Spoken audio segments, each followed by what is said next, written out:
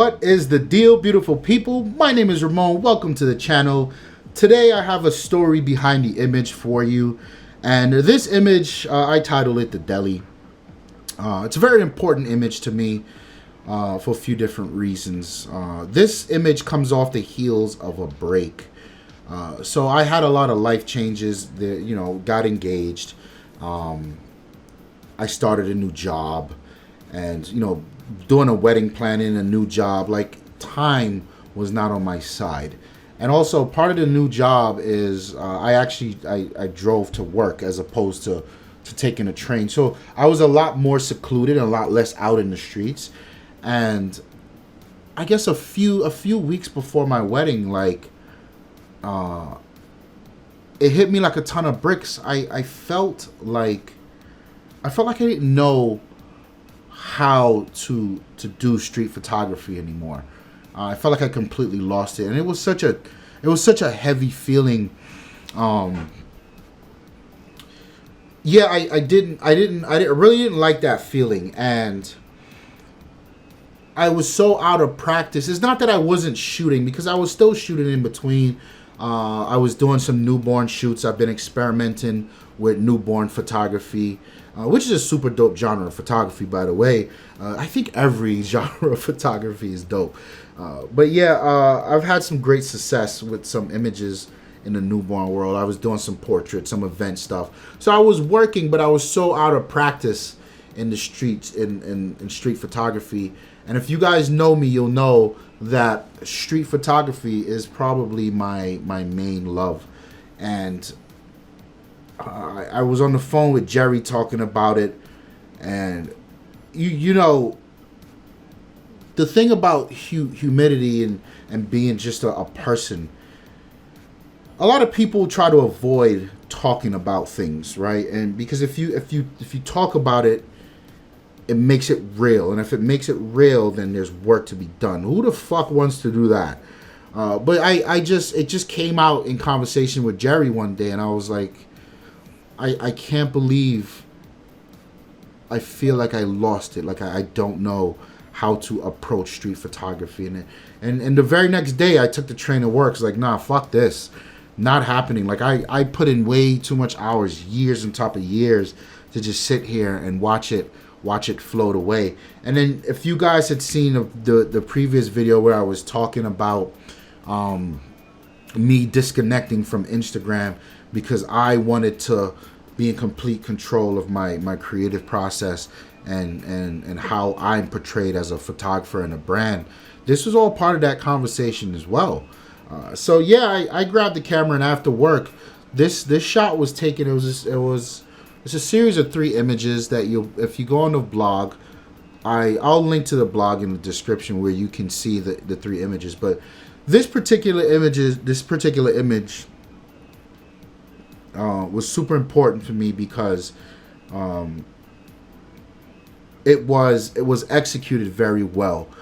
Dare I say it was an emotional image. So on the train ride home, I knew I was gonna walk down that block, and I had to sort of I had to think up the compositions. I had to think, well, what's on that block, which was anxiety inducing because in street you don't know what's there. You show up and hopefully you can catch something. You don't really control anything ahead of time. So I had to think about, okay, well, I can't control the composition, obviously, but what about the camera setting? So you're looking at like f8, and you're looking at motion. I decided I want to have motion, and you got to set something, an ISO that's going to work, that'll allow me to not blow out the highlights and the windows and whatnot. So even this thought process a year and a half ago, 2 years ago, was not a thought process to me. It was second nature. And the fact that I had to make this a thought process to follow breadcrumbs, to walk myself back to understanding how to be a street photographer, was even more anxiety inducing.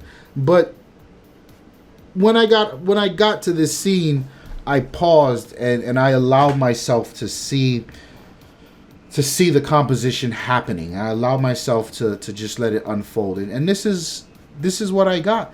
This guy was waiting for the bus. It was a cold night, and it had just stopped raining.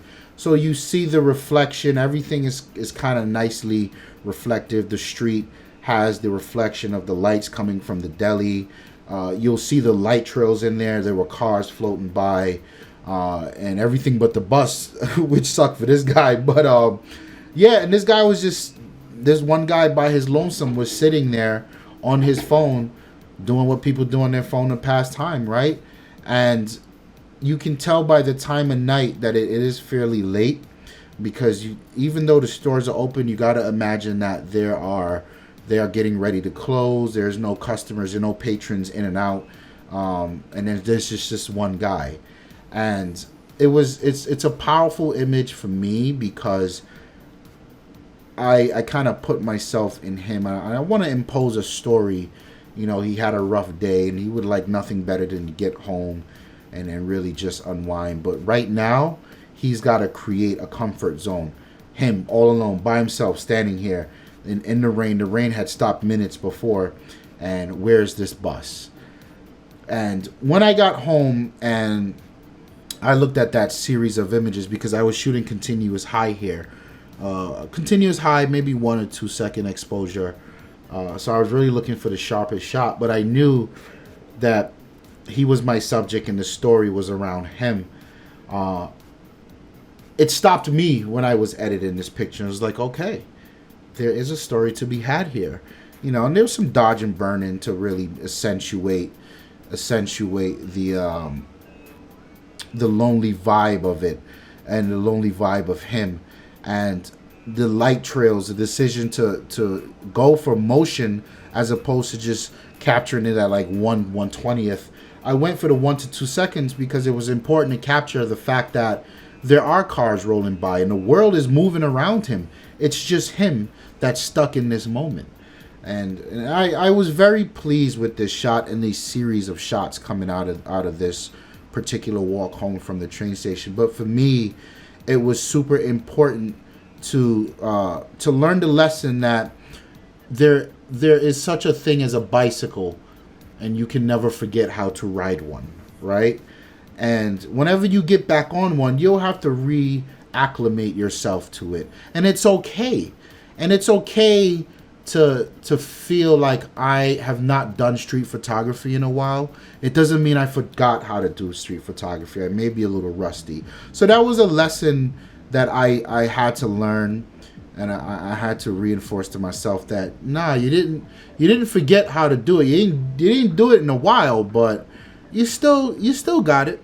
You could do it when you need to do it. So it put me at ease, because that was coming right up to my wedding. That was definitely something that I didn't want heavy on my mind. It was a very sad feeling, but I'm happy to say I came out on the other side of it. And I know somebody out there somewhere needed to hear this, and something I feel like many of us struggle with, and that reputation or lack of repetition, where if you don't do something, you kind of feel like, damn, I ain't got it no more. Yes, you do. Yes, you do. Thank you for allowing me to tell this story. I'm welcome. I'm always open to feedback in the comment section below. Like the video if you like it. Dislike it if you disliked it. That's fine as well.